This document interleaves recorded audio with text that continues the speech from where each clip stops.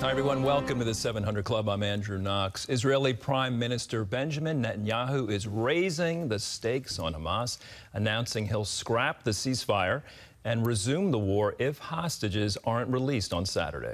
Well, Netanyahu made his announcement after President Trump called on Hamas to release all hostages by noon Saturday or face the consequences. Chris Mitchell reports from Jerusalem. After a 4-hour security cabinet meeting, Israeli Prime Minister Benjamin Netanyahu issued an ultimatum. If Hamas does not return our hostages by Saturday noon, the ceasefire will end and the Israeli Defense Forces will return to intense fighting until Hamas is finally defeated. It's unclear whether Netanyahu means all the remaining hostages or just the 3 Hamas have been set to free Saturday before postponing their release. One thing is clear: Israel's ready to go back to war in Gaza.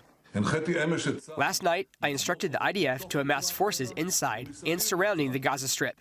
This action is being carried out at this hour and will be completed very soon. Speaking with reporters in the Oval Office Tuesday, President Donald Trump said he doubts Hamas will free any hostages by Saturday.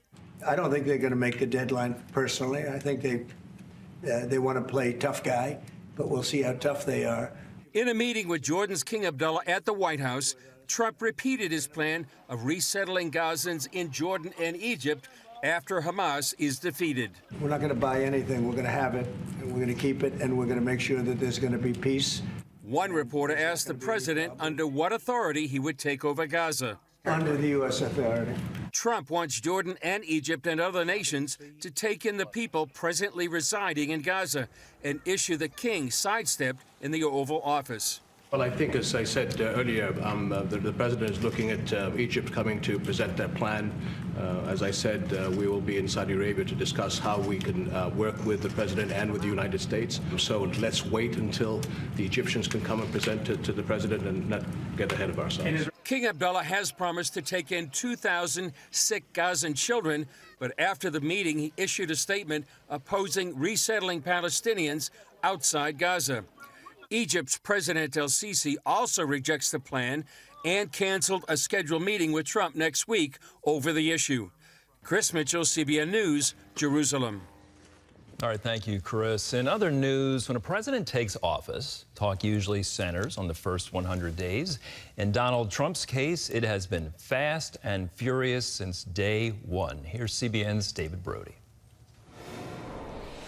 So help me God. Congratulations, Mr. President. And with that, the flurry of activity began and has not slowed down. What a difference. In Trump's first term, he signed 33 executive orders during his first 100 days. Now, in less than a month, he signed 59 as of the beginning of this week. It'll go up from here. Corey Lewandowski served as Trump's 2016 campaign manager. And the luxury of a second term is you don't have to run for re-election. You can just go in all in with your ideas. The president also has more momentum this time around. In 2016, his victory came as a bit of a shock. By winning the popular vote in 2024, he now has more of a mandate.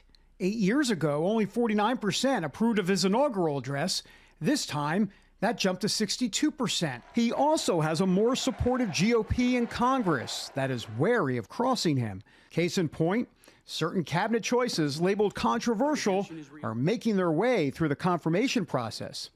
And then there's this difference. Those closest to him this time around are completely different. The big difference, David, is surrounding himself with people who actually have the same philosophy this time, unlike in Trump 1.0, who look good but should never have been there. So gone are establishment types like former Secretary of State Rex Tillerson, Defense Secretary General James Mattis, and Chief of Staff John Kelly. Replacing them are loyalists, disruptors, and friends like very disciplined new Chief of Staff Susie Wiles. Joining her are like-minded cabinet members such as Attorney General Pam Bondi, Defense Secretary Pete Hegseth, and Head of Homeland Security Kristi Noem, just to name a few. A much more organized operation planned over the last 4 years. Tony Kinnett is with the Daily Signal. There's nothing that bothers him at this point. There's nothing that he's worried about as far as electability. He's not looking towards things that he thinks are going to be that hampered him in his first administration. He spent the last 2 years, I know, working through every single detailed plan with those that he was looking to bring into this next administration. 2 years, you can get a lot of planning done. Candidly, David, if we would have had 8 years in a row, we wouldn't have been as successful as we're going to be with the 4-year break in between, because we had the chance to plot. The biggest difference so far is the speed in delivering on campaign priorities, such as targeting the federal bureaucracy. In his first term, the executive order making it easier to fire certain federal employees didn't happen until just before the 2020 election. This time, however, that order came on day one, and it had a much broader scope. From deportations to tariffs to banning men and women's sports, he seems more results-oriented and faster. Some say this focus could be due to surviving an assassin's bullet. It has clearly affected his outlook. I think it did. I also think the weight of the office is different when you've been in it and you've left and you've come back to it. What he is embarking on for the next 4 years will fundamentally, historically, and profoundly change this country forever. That is certainly Trump's goal, and unless Congress or the courts get in his way, it could happen with lightning speed. All right, he's our CBN News chief political analyst, David Brody. He joins us now. David, yesterday the president signed an executive order downsizing the federal workforce and limiting new hires, and he's come under fire for moving too aggressively to cut government spending. How does the administration respond to all this criticism? They say they have the people's backing. I mean, it's just that simple. They go to the word mandate. As a matter of fact, it's something Elon Musk talked about inside the Oval Office with President Trump yesterday in front of reporters. Here's Elon Musk. Take a look. Well, first of all, you couldn't ask for a stronger mandate from the public. The public voted, we have a majority of the public voting for President Trump. We've won the House, we won the Senate. The people voted for major government reform. So, Andrew, the bottom line and the crux of the issue here is that you have unelected bureaucrats, what Elon Musk calls the fourth branch of government, running things. And everybody says, well, how are they running things? Well, Congress appropriates the money, but the civil servants carry it out because the mandate for that money is very vague. And that's why the chief executive, President Trump, is coming in, tasking Elon Musk with going through all of this, and also from an efficiency standpoint. And that's kind of the crux of what's happening. It is such a different administration from the first time. There's Elon Musk, little boy on the floor. He's wearing a winter coat and a baseball hat in the White House. It's so different. So far, most of these changes have come by executive orders, as your piece talked about. So how difficult is it going to be when it comes to working with Congress to actually pass a legislative agenda? Well, it's a great question because, look, a lot of folks in MAGA are like, wow, we're in the candy store. Look at things going on left and right, actually mostly right. But they're loving it for now. But you're right. Executive orders will transpire or will, end at the end of 4 years. So then the question is, what is Congress going to actually codify into law? That is much more difficult. The answer, though, Andrew, is that budget reconciliation bill we hear about. So what does that really mean in kind of layman's terms? It's a hodgepodge of about everything. So whether it be energy, whether it be immigration, those type of issues specifically, they're going to try, the administration is going to try to codify into law some of these executive orders within the budget reconciliation process. And also remember, as it relates to no men and women's sports, there is already House legislation that has passed. We're waiting for the Senate to take that bill up any week or day now. So that could be codified into law. So there's certain parts of this that will go forward.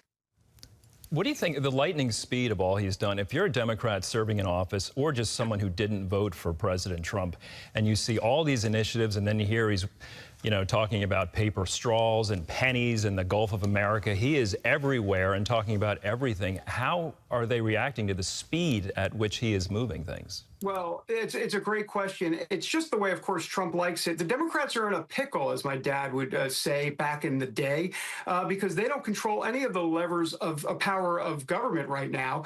But beyond all of that, they're going after Trump and Musk, and they're making it personal. And that just hasn't worked. It didn't work in 2024. Trump is back in the White House.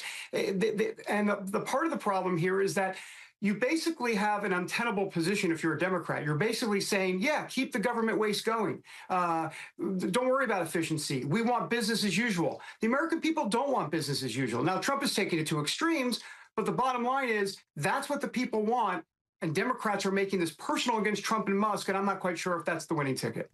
One more question. You alluded to it in your story. He survived that assassination attempt by a couple of inches, right, at most. Do you think that plays a significant role, not just the 2 years of planning, for an administration, but did that survival, the attempt on his life, play a pivotal role in the speed and boldness in which he's moving now?